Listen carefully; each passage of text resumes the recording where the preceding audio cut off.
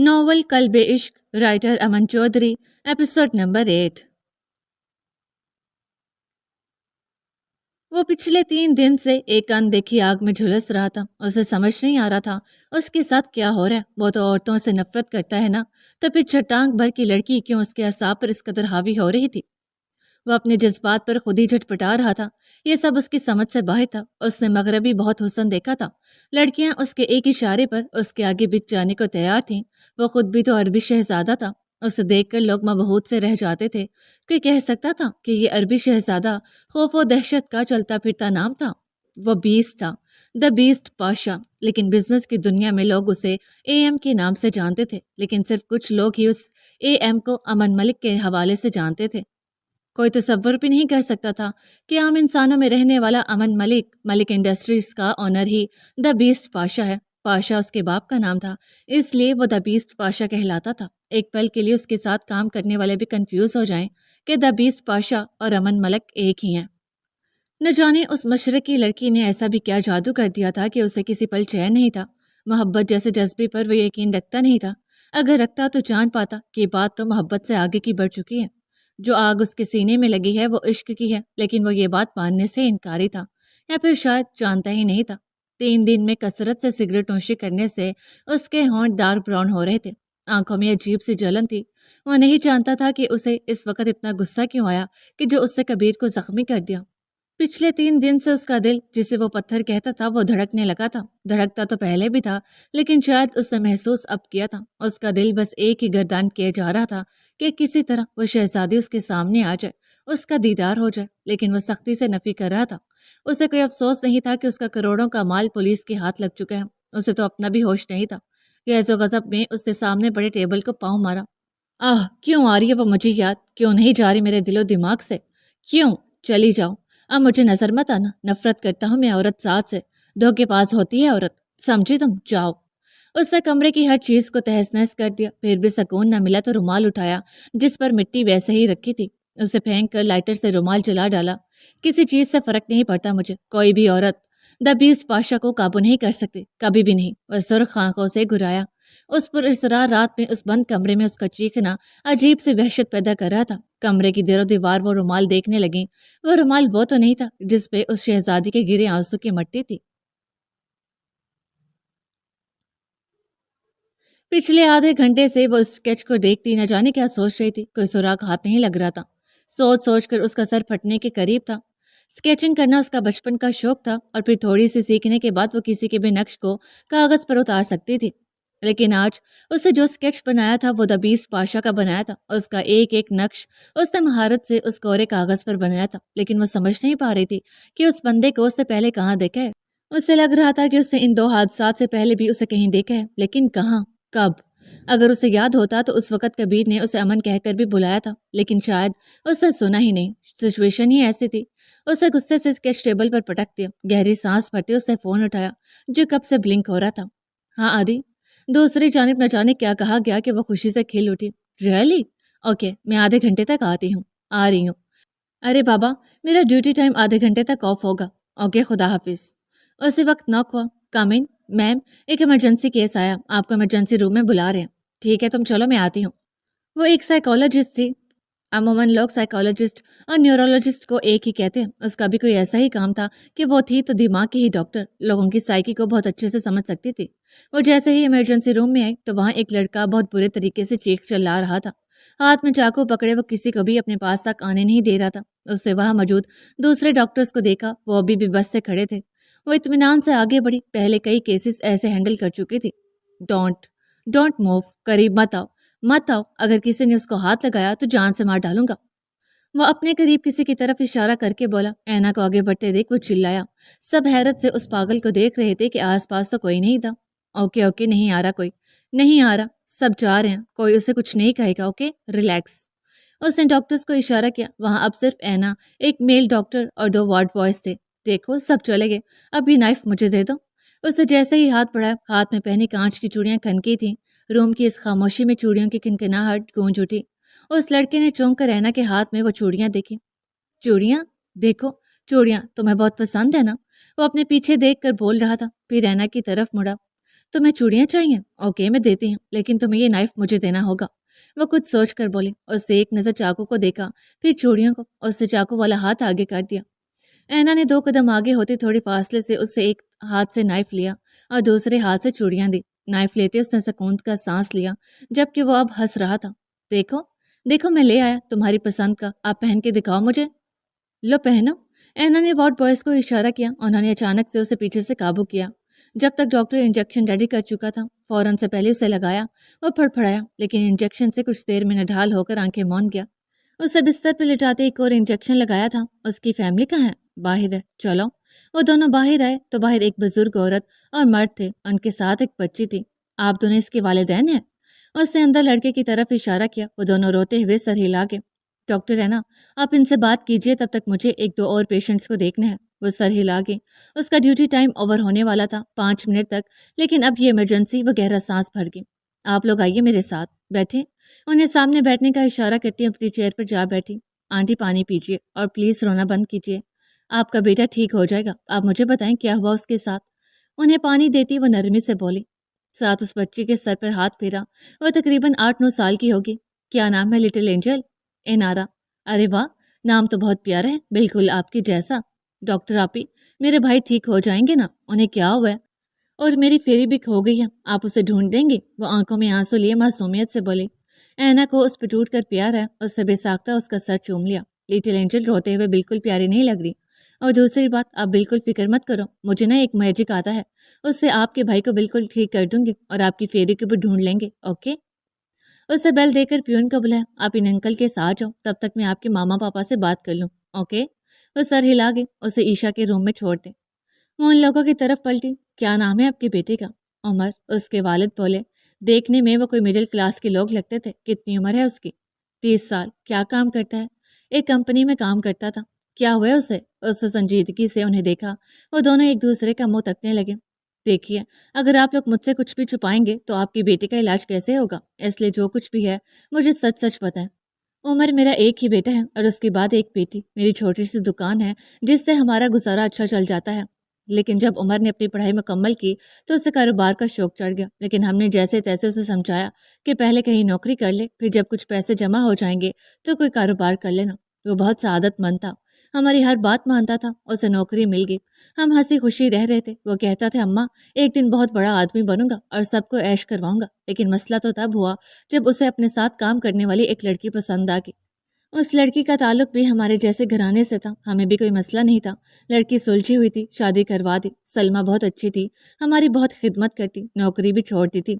एक दिन उमर उसे बाहर घुमाने ले गया। और बच्ची बहुत खूबसूरत थी। न जाने कैसे उस पर किसी जल्लाद की नज़र पड़ गई।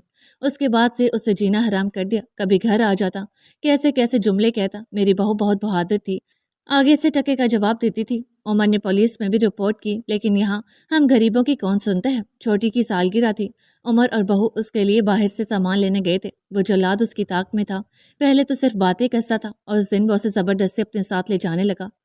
उमर ने बहुत शोर मचाया, उससे बचाने की कोशिश की, लेकिन उन लोगों ने मेरे बच्चे को बहुत बुरी तरह से मारा। लेकिन मेरी बहू भी किसी तरह जाने के लिए राजी नहीं थी। मदद के लिए बहुत चिल्लाया, लेकिन लोग बहरे बन के खड़े थे। मेरी बहू ने उसके मुंह पर थूक दिया। उसे गुस्से में वही मेरी बहू को मारना शुरू कर दिया। जब दिल न भरा तो बंदूक निकालकर उसके सीने में गोलियां पेवस्त कर दी और खुद भाग गया। मेरा बेटा मरने की हालत में वहां लेटा रहा। अपनी आंखों से उसे मरता देख वो पागल हो गया। उसे कोई होश ही नहीं रहा। वो दोनों फूट फूट कर रो दिए। ऐना की खुद की आंखों में भी आंसू आए थे, लेकिन उसे गुस्सा भी इंतहा का था। प्लीज, आप लोग संभालें खुद को। उठकर उन्हें तसल्ली देती पानी पिलाने लगी। आप लोग फिक्र मत करें, आपका बेटा बिल्कुल ठीक हो जाएगा और आपकी बहू को भी इंसाफ मिलेगा। उस दिन वो दोनों कौन सी मार्केट गए थे? घर से थोड़ी दूर एक छोटा सा बाजार था। ऐना ने जो ये सब रिकॉर्ड किया था, दानीन और जैन को भेज दिया। आपने उस गुंडे को देखा था? हाँ। उसकी तस्वीर बनवा सकते हैं? हाँ, लेकिन वो रो दिए। लेकिन क्या? मेरा बेटा खुद नहीं बनवा सकता। आप कहती हैं उसे ठीक कर देंगे, तो फिर उसी से बनवाइए ना। उसे ठीक करके वो सोच में पड़ गई। आप दोनों बिल्कुल फिक्र मत करें, अब सब ठीक होगा। बेफिक्र होकर घर जाएं और कल एक नई उम्मीद के साथ आए। कल अपनी बहू की कुछ तस्वीरें भी ले आइएगा। अभी मुझे इजाज़त दें। वो उन्हें मुतमईन करती खुद भी एक बार उमर को देखती वापसी के लिए निकली।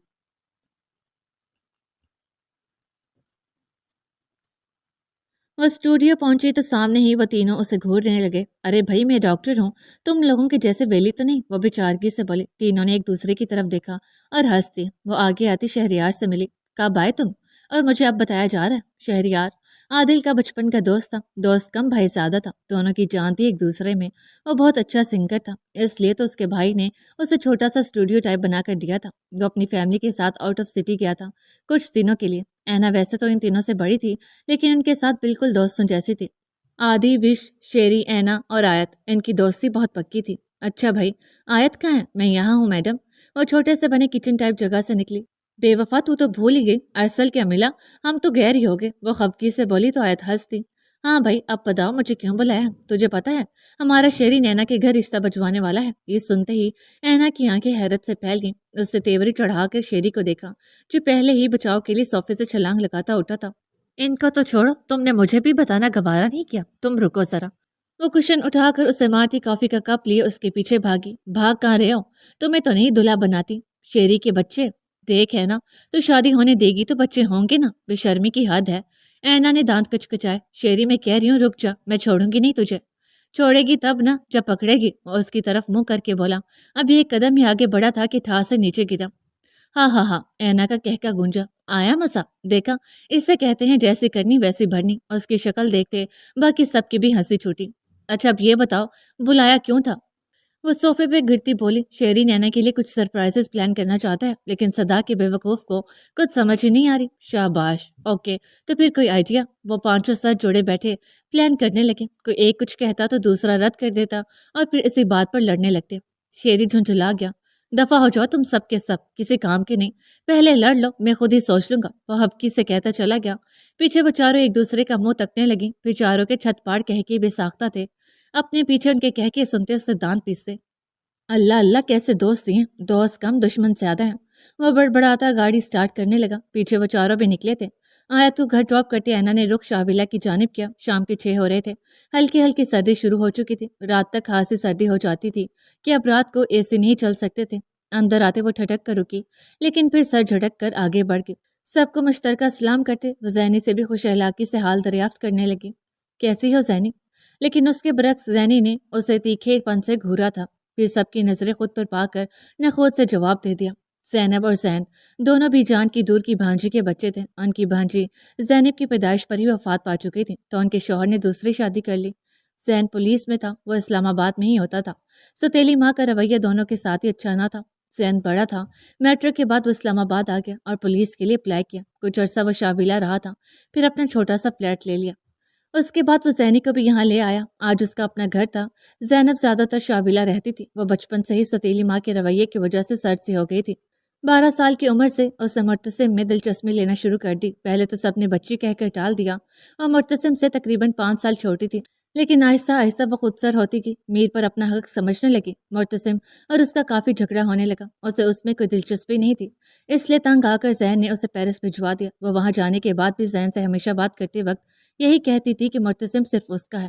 زین جانتا تھا کہ مرتسم کو اس میں کوئی دلچسپی نہیں، اس لیے اس نے کبھی زینی کو بڑھاوا نہ دیا۔ زین، ارسل اور مرتسم نے ایک ہی کالج اور ایک ہی یونیورسٹی سے تعلیم حاصل کی تھی، لیکن ارسل اور مرتسم نے بزنس میں، جبکہ زین نے پولیس میں اپنے کیریئر کو بڑھایا، اور آج وہ تینوں ہی کامیابی کی بلندی پر تھے۔ اسٹڈی کمپلیٹ کرتے ہی زینی لوٹ آئی، لیکن اس کو دھچکا تو تب لگا جب اس نے شاہ ویلا میں ایک معصوم سی شہزادی کو دیکھا، اور نہ صرف یہ بلکہ مرتسم میں اس کی دلچسپی دیکھتے اس نے کتنا ہنگامہ کیا تھا۔ لیکن زین نے اسے صاف بتا دیا تھا کہ ان دونوں کا نکاح ہو چکا ہے۔ اسے اتنا بڑا صدمہ لگا کہ وہ 2 دن تک ہاسپٹل میں رہی۔ گھر آ کر اس نے بہت ہنگامہ کیا۔ زین بے بس تھا، وہ کچھ نہیں کر سکتا تھا، لیکن کچھ ہی دن بعد وہ پھر سے پیرس واپس چلے گئی۔ کیوں؟ یہ زین نہیں جانتا تھا، اور پھر 1.5 سال بعد وہ پھر سے لوٹ آئی۔ پچھلے 6 ماہ سے وہ پاکستان تھی، لیکن شاہ ویلا میں اس سے قدم بھی نہیں رکھا تھا۔ زین اس کی خاموشی پر جتنا حیران ہوتا کم تھا، لیکن مطمئن بھی تھا۔ اینا زیادہ تو نہیں، بس اتنا جانتی تھی کہ زینی میر کو پسند کرتی تھی، لیکن مرتسم نہیں۔ وہ چپ تھی، اس سے کچھ بھی نہیں کہا، کیونکہ وہ جانتی تھی کہ کسی کو پسند کرنا نہ کرنا انسان کے اپنے بس میں تو نہیں تھا۔ لیکن پھر بھی اس کا زینی کے ساتھ رویہ بالکل ٹھیک تھا، لیکن زینی کا نہیں، لیکن وہ نظر انداز کر جاتی تھی۔ کیسے ہیں زین بھائی؟ زین کے لیے وہ بالکل زینی جیسی ہی تھی، اس نے کبھی بھی اس کے ساتھ پرائے جیسا سلوک نہیں رکھا۔ زین سے ملتے اس نے جب دانین کو دیکھا تو اس کی ہنسی چھوٹ گئی۔ زین اور دانین ساتھ ہی کام کرتے تھے۔ دانین شلوار قمیص پہنے نیچے بیٹھی تھی اور ماما اس کو ڈانٹتی، اس کے بالوں میں تیل لگا رہی تھی، جبکہ وہ بے بسی سے کبھی خود کو اور کبھی اپنے بالوں کو دیکھتی۔ دانین نے اسے ہنستے دیکھ اسے گھورا، وہ جلدی سے منہ پر انگلی رکھی، لیکن ماما نے اسے دیکھ لیا۔ ادھر آؤ تم۔ وہ جلدی سے سیدھی ہوئی۔ جی ماما، لیکن وہ نہیں جانتی تھی کہ آج ماما کے ہتھے سب چڑھے ہیں، تبھی تو سب سیریس ہو کر بیٹھے تھے۔ اسی وقت مرتسم اور وجدان پہ آ گیا۔ السلام علیکم، کیا ہو رہا ہے؟ بڑی رونق لگی ہے، آ جاؤ تم لوگ بھی، آج سب کی کلاس لگی ہے۔ زین نے پہلے ہی وارن کیا۔ پپھو یار بس کریں، اور کتنا لگائیں گی؟ وہ جھنجھلائی سی بولی۔ چپ کر کے بیٹھی رہو، غضب خدا کا، اتنے پیارے بال ہیں اور کیا حال کر رکھا ہے ان کا۔ لڑکیوں والے کوئی گن ہیں تم میں؟ پہن لیتی ہے لڑکوں جیسے کپڑے، بندوق چلاتی ہے اور اوپر سے بولتی ایسے ہے جیسے کہیں کی گنڈی ہو۔ ماما نے اسے لتاڑا تو سب ہنسے تھے۔ ماما کا اگلا نشانہ ماہی اپیا تھی۔ تم کیوں ہنس رہی ہو؟ تمہارا حال بہت اچھا ہے نا؟ سارا دن کبھی یہ کر کبھی وہ کر، اس کی فکر کی کبھی اس کی، کبھی اپنی بھی کر لیا کرو۔ ارے شوہر کو وقت دو، لیکن نہیں، تمہیں ہم سب کی خدمت سے وقت ملے تو نا۔ وقت سیانی سی ہوگی۔ اب ماما نے توپوں کا رخ وجدان کی جانب کیا۔ اور تم صبح سے نکل جاتے ہو، کوئی ہوش ہے کہ پیچھے ایک بیوی اور بچی بھی ہے؟ ارے انہیں وقت دو، کہیں گھمانے لے چلو، کہیں یہ آفس تم لوگوں کی جان چھوڑے تو نا۔ ماما دیتا تو ہوں ٹائم، وہ منمنایا، اور یہ سچ تھا، وہ سب کو پورا وقت دیتا تھا، لیکن کچھ دنوں سے اسے آفس سے زیادہ ہی وقت ہو جاتا تھا۔ ماما یار بس کریں، میرے بھائی کو مت ڈانٹے، وشا بولی تو ماما نے اسے گھورا۔ تمہیں بھی ہوش ہے کہ تم دنیا میں ہو؟ میک اپ اور فون سے فرصت ملے تو تمہیں کوئی ہوش آئے۔ ایک تم اور ایک یادی، سارا دن بس اس فون کی جان نہ چھوڑنا، اور ایک یہ ہے جسے اتنا وقت نہیں ملتا کہ گھر آ کے یہاں بھی سب کو مل جاؤں، کہ یہاں بھی کوئی رہتا ہے۔ پولیس والا کیا ہو گیا، ہر وقت چور پولیس سے کھیلتا رہتا ہے۔ ماما نے سین کو بھی گھسیٹا۔ اینا اور مرتسم لب دبائے ہنسی روک رہے تھے کہ اب وہ دونوں ہی بچے تھے، اس لیے اب سب ان کی طرف متوجہ تھے۔ مرتسم کھنکارا، ابھی وہ اٹھا ہی تھا کہ ماما کی کڑک دار آواز گونجی۔ بیٹھو ادھر، کہاں بچ کے جا رہے ہو؟ تمہیں تو کام سے فرصت ہی نہیں۔ مجھے بتاؤ، ایسا کون سا کام ہے جو آدھی رات تک بھی لیپ ٹاپ لیے بیٹھے رہتے ہو، کاغذ چھانتے رہتے ہو؟ ارے میاں، کوئی ہوش ہے کہ تمہاری ایک عدد منقوہا بھی ہے جو بہت جلد بیوی بن جائے گی؟ ان کاغذوں سے باہر آئے تو تمہیں کوئی خبر ہو؟ اور یہ ان کا رخ اینا کی طرف ہوا۔ مجھے سمجھ نہیں آتی کہ یہ لڑکی ہے کیا چیز، جانے ہوا کھاتی ہے کہ کھانا؟ سو کہ یہ اور وشا کانٹا بنی پڑی ہیں، اسے زبردستی کچھ کھلا دو تو صحیح۔ ارے مجھے بتاؤ، تمہیں ڈاکٹر بنایا کس نے؟ یہ سب چھوڑو، مجھے یہ بتاؤ، تم میں لڑکیوں والا کوئی شوق ہے؟ ہر وقت سادہ روح بنی گھومتی رہتی ہو، جویلری پسند لیکن بس رکھنے کے لیے۔ مجھے بتاؤ، آخر کیا بنے گا تمہارا؟ حرکتیں تمہاری بچوں جیسی ہیں۔ ارے بتاؤ، کل کو بچے ہوں گے تو کیا کرو گی؟ ماما کے کہنے کی دیر تھی، اینا کا منہ ایسے کھلا جیسے پتہ نہیں کیا کہہ دیا ہو ماما نے۔ مرتسم نے اس کی حالت دیکھتے لب دبائے، باقی سب بھی مسکراہٹ دبانے لگے۔ ماما ابھی بھی کچھ نہ کچھ کہتی وہاں سے جا رہی تھی۔ سب کی مانی خیز نظریں خود پر محسوس کرتے وہ ایک جھٹکے سے اٹھی، بنا کسی کی طرف دیکھے اوپر بھاگتی چلی گئی۔ سب نے مرتسم کی جانب دیکھا تھا اور اسے بالوں میں ہاتھ پھیرتے نامحسوس طریقے سے قدم اوپر کی جانب بڑھائے تھے۔ پیچھے سب ایک دوسرے کو دیکھتے کہکوں کا طوفان لے آئے تھے۔ کیا بکواس سن رہا ہوں میں؟ ہمارا کروڑوں کا مال ضائع کر چکا ہے اور تمہیں کوئی پرواہ ہی نہیں۔ پاشا، مجھے بالکل برداشت نہیں کہ تم کام کے معاملے میں کوئی کوتاہی کرو۔ اب مجھے بتاؤ، میں یہ کروڑوں کا نقصان کیسے پورا کروں گا؟ کنگ فون پر اس پہ دھاڑ رہا تھا جو اطمینان سے بیٹھا تھا۔ آپ کی آواز کچھ زیادہ ہی اونچی ہو رہی ہے کنگ، بھولے مت میں کون ہوں۔ اس کی آواز میں جو دھمکی تھی، کنگ خاموش ہو گیا۔ پاشا، وہ مال دبئی بھیجنا تھا، ان لوگوں نے یہاں ہمارا جینا حرام کر دیا، اب بتاؤ میں کیا جواب دوں؟ وہ دبے دبے لہجے میں بولا۔ آپ فکر مت کریں، ان کا مال 2 دن تک پہنچ جائے گا اور ہمارے آدمی بھی آزاد ہو جائیں گے۔ تم نے پتہ کیا کہ اس کی اتنی جرت ہوگی؟ کون ہے جو ہماری مخبری کر رہا ہے؟ پتہ چل جائے گا، لیکن یہ میرا کام نہیں ہے، میں ملازم نہیں ہوں آپ کا، وہ سرد لہجے میں بولا۔ ٹھیک ہے، میں سمجھ گیا، ریشما سے رابطہ ہوا ہے میرا، وہ کل کے لیے لڑکیاں تیار کر چکی ہیں۔ یہ ڈیل بھاری ہے اور بہت فائدہ مند ہے۔ اٹلی میں ہمارا سکہ چلتا ہے، اب دبئی میں بھی چلے گا، اور اٹلی میرا ہے، وہاں صرف دا بیسٹ پاشا کا سکہ چلتا ہے، اور آپ پر بھی، اس لیے اس بھول میں مت رہیں کہ ہم دونوں ایک جیسے ہیں۔ اس کی بات کاٹتا سرد لہجے میں گرایا۔